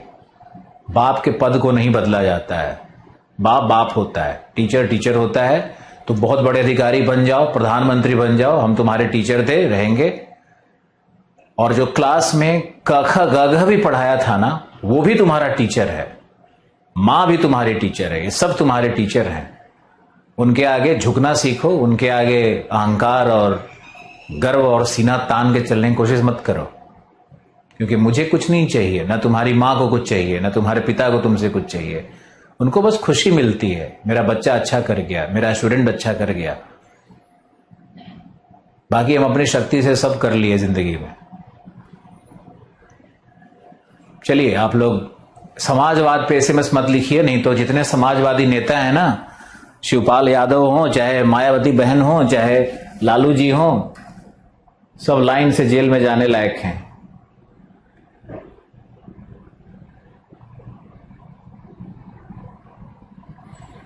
आईआर आपको पढ़ाया ही नहीं जाएगा। आप आईआर का कीमत है 500 रुपया, रिफंड ले लीजिए। आईआर कौन पढ़ाएगा, आईआर कौन पढ़ाएगा? क्या गंवार आदमी है आप लोग यार, लगे हुए हैं सुबह से। देखिए, इसको मानसी पागल है क्या तुम? साइको हो क्या तुम? लगातार 20 एसएमएस लिख रहे हो, आईआर कौन पढ़ाएगा? कोई नहीं पढ़ाएगा।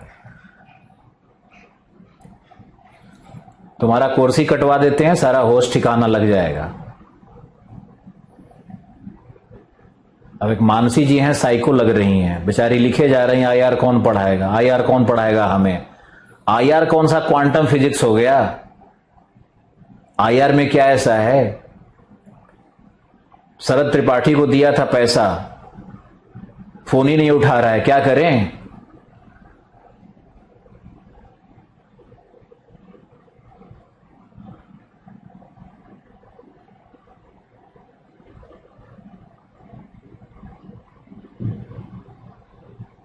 पूरा कोर्स सारे टीचर से पढ़वा दिया, अब आईआर कौन पढ़ाएगा? इनको सफाई दीजिए।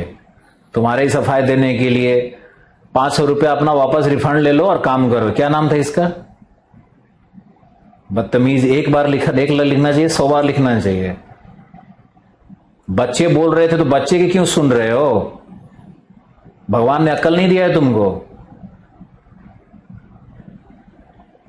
तुम्हारा सही सजेशन है सिंपू, जब तक फी को 50,000 नहीं करेंगे ना, यहां काम नहीं चलने वाला है। यहां पे ऐसे ही मूर्ख लोग आईआर कौन पढ़ाएगा, आईआर कौन पढ़ेगा, भाड़ में जाओ। आईआर पढ़ना है इनको। चलिए, मेरा क्लास ओवर,